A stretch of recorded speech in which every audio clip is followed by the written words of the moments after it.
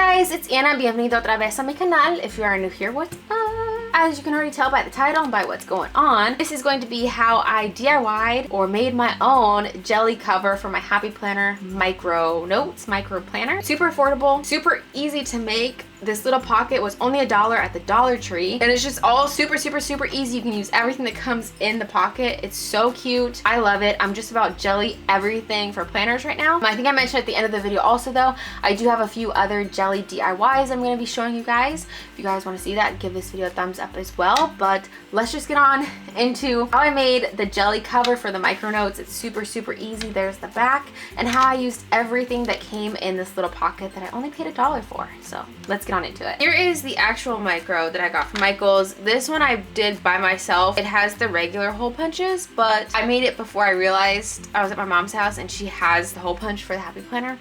So yeah, anyways, it's a super easy, super affordable. It literally only costs $1 for the materials for this cover. These are from the Dollar Tree. If I didn't already mention that, these can be found at Dollar Tree for $1. I used the green already, obviously, as you can see. So I also have the pink set, which has the llama stuff in it. I'm going to be using today the purple one. It's a jelly pocket, and then it comes with cards, paper, and envelopes that you can also use inside of the planner. I'm gonna show you guys how I end up using them in the planner as well. I have this here though, just for like size reference and everything.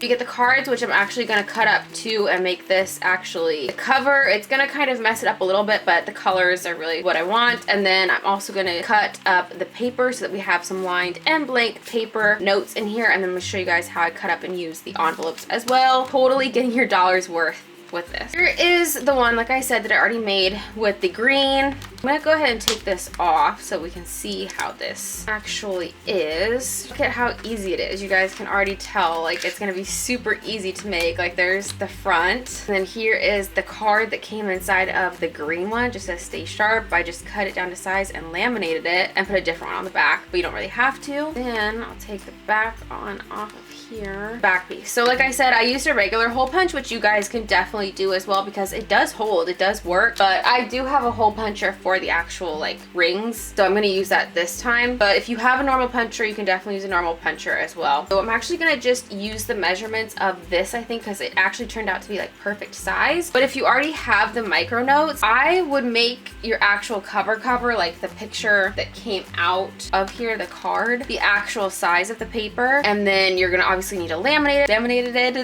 and then the jelly part needs to be a little bit bigger than the actual laminated part, if that makes sense. I don't know, this turned out to be like perfect size, weirdly. I hate giving exact measurements because I feel like if I'm wrong, I don't know. I'm just gonna line this up so we can kind of see. It looks like I made it almost 4.5 inches. So that's like the length. Width ends up being, what is that, 3.75 or whatever? I don't know. Right there. The nice thing about these pockets though is that they're super easy to cut. I lay it on top. It's just, I want it to be like long enough, so I guess what I'm gonna do first is just cut right here on this side. I like to use these type of Sharpies because they actually like rub right off. It doesn't like stay on there. So here, line this up with like the button, and if it's like a little bigger, that's fine. I just don't want it to be like too small, you know.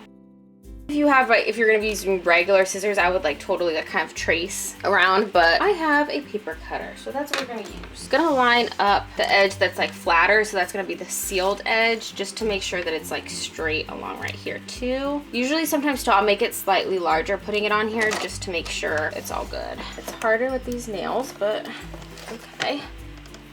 I just gotta make sure I'm pushing all the way through. I didn't. Don't throw these little pieces away. I always save like little pieces of everything because we can actually use that for one of the next jelly projects as well. Other side also. Let's do both sides now. And again, save this little piece. Already, look at how easy this is. We are going to cut this edge off, the sealed edge, so that it becomes two pieces. That's why I love these two, because since it stays together, it's a lot easier to cut down to size. I just want to make sure that I like give it some space. That's why this one, I would rather it be longer this way, just so that there's some space in here. You don't want it to be too tight because then you won't be able to pack too much into your planner, obviously. You want to give it some room, some stretch room. I'm going to go around it just slightly, I guess, and go to there. You can always adjust it down and like trim it down, but obviously if I were to make it too short, I can't add the plastic back. And keeping it together, still I'm going to cut it down to size. Easy peasy. Keep this. Now we've got 2 separate pieces, but I keep them together just so that I can hole punch them. Now, if you are going to use like a normal hole punch, it's like the circle instead of the shape of the rings. I usually like to take something, whether it is a cover from your actual micro or paper, you know, that already has the holes on it, and then you would line it up kind of like in the middle-ish, and then I would mark off where the edges are and then like where the lines are.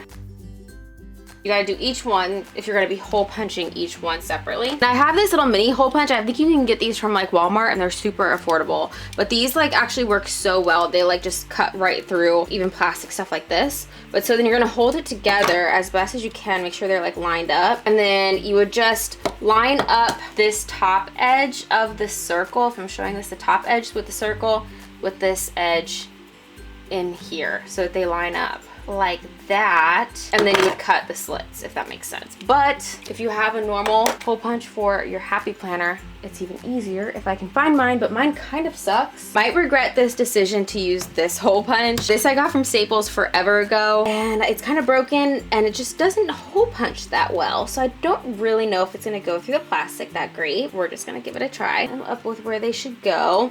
This is why too though I suggest just marking them off anyways so that you know where to start, especially since I made this like quite a bit larger than the actual book itself. You want to mark off where the hole should be. Okay, this is not gonna work. Okay, so that's a fail for me, but if you have like the hole punch, use this one. But so I guess I am gonna do just the circles again, which like I said, I'm fine with because they do work. I tried to get a fourth or like a fifth one in there anyway, so that wouldn't have been fun. Like I said, I'm just gonna hold them together even as best as I can. See how nicely it goes through? Like it's so easy.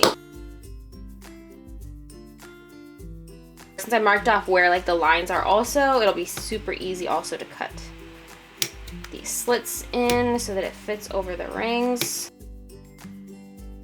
There is your jelly cover that only costed you $1. And I love doing it this way too though, because you can actually mix and match them. So like if I wanted the purple in the front and then I put the green on the back, you know, slimy Halloween colors, you can mix and match. So I think it's super cute that they're not like attached. Have a different color in the front, different color in the back. But so you unhook it and you've got your 2 pieces, your front piece and your back piece. We'll just put this one on for now. There's my front jelly and my back jelly. And then it just has enough give to go around. Super duper easy. Now, like I said, mine's pretty large, but I don't mind it, but you can also trim it down. If I probably will actually trim slightly on the edge right there. I just like though that it gives enough space so that you can really like make this chunky if you want to. Super cute. But I'm gonna show you guys how I use every single piece of that little pocket. So I'm gonna be taking the actual cover from the planner to use as like size reference. If you guys don't actually have the micro notes, which when I first made it, I didn't have it. That's why I was so shocked that the sizes turned out right. I'm going to do from the edge of the actual cover, not the laminated part. There's the measurement, if that kind of shows well. I know it's kind of hard to see the lines on this one. Maybe it's not like the best ruler to be using. And then with width, it would be just about there. I shouldn't be using, obviously, decorative part, but you can use this part as the back also. It just gives a little bit of thickness, you know, sturdiness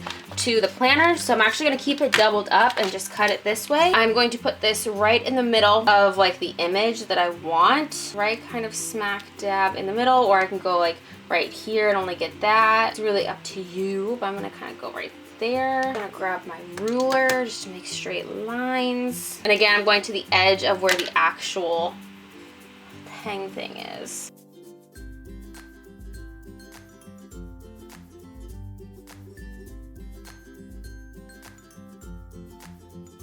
So here's that, it's about right there. The color part, about right there. And so see, like I said, now you have your front cover, which would be this part, and you also have a back cover, which is clear or plain, but you can put something else on. You can put stickers on it if you want. I would usually suggest to laminate it first if that's what you want to do. Laminate it first because it is going to give it a little bit of extra space for when you go ahead and punch in the holes, but I'll just do that later. Now, I'm going to use my actual hole punch, but then it's not going to like line up right, but I'll do my best to make it. Do it to both. And again, though, I'm putting it on the edge of the actual cover and not all the way to the laminate part, so that it gives it some space still. Because otherwise, once you add in the laminate paper, the holes will not match up at all. All right, let's see if I can do this right.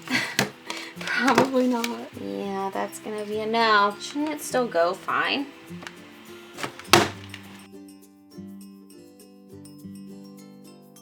There's your covers, and then you just do the same for all of your papers as well that you want to add in. So where's my little papers? For the papers though, I would obviously, I mean, you can line them up wherever. If you want to use the top of them, that's cool. But I would go like straight in the middle so that I have a lined piece, like pretty even. And then obviously just trace this out. With the papers, I usually try to kind of grab 2 at a time, you know, and then put it through. Super easy if they'll stay together. Usually I cut them to size first. I guess I just got excited to add the holes in there.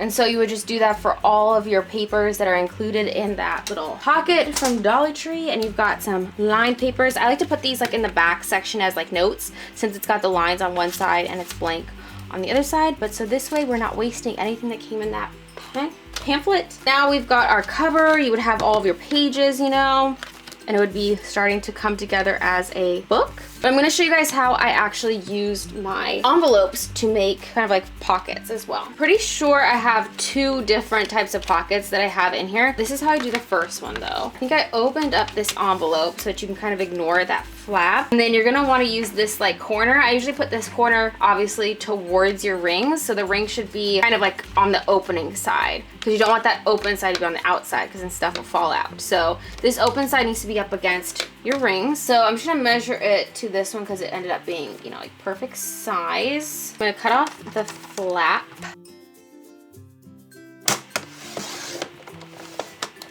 And save all the little pieces. Don't throw anything away yet. Oh, I did this wrong. Because I want the corner to be the corner.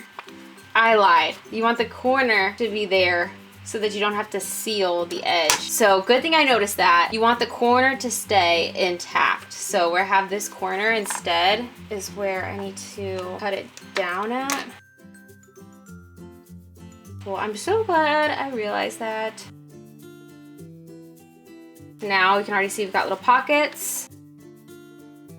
And so then it doesn't really look like a folder, right? But so all you gotta do is just kind of tuck it in to make like a triangle.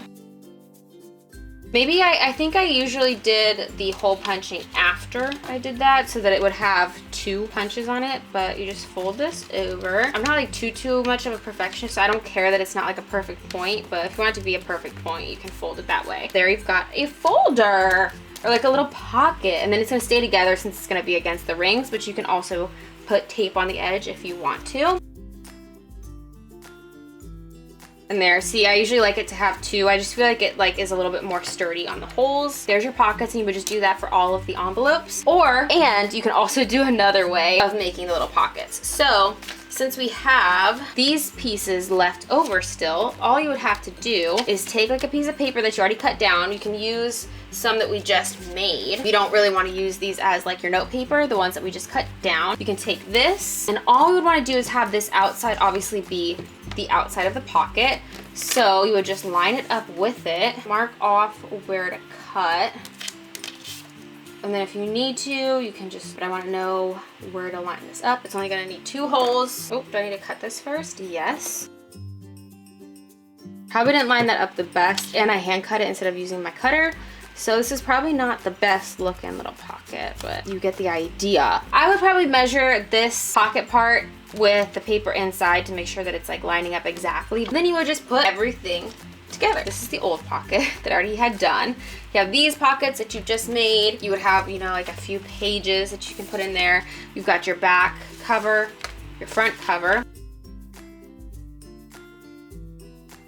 And then here is the cover. Again, like I said, it's pretty large. I cut it down pretty large. Then just put the back on. There you go. You have your own little jelly cover for your micro notes. It'll also give you a nice cover and a back cover, some little pockets that you can put in there. I don't know, I think it's super great. You can use everything that's included in this pocket for only $1 from the Dollar Tree. It's so cute. That is how I made this. Super easy, super affordable. It's only $1. Let me know in the comments if you guys decide to try this out, or if you might have any questions, let me know. Also, if you enjoyed the video, please give it a thumbs up, and I'm going to do some more jelly DIYs, especially using stuff from the Dollar Tree. So if you want to see that, give me a thumbs up and I will get that out to you guys. I hope you guys enjoyed the video. Muchísimas gracias for watching it, and I will see you guys in the next one. Bye guys.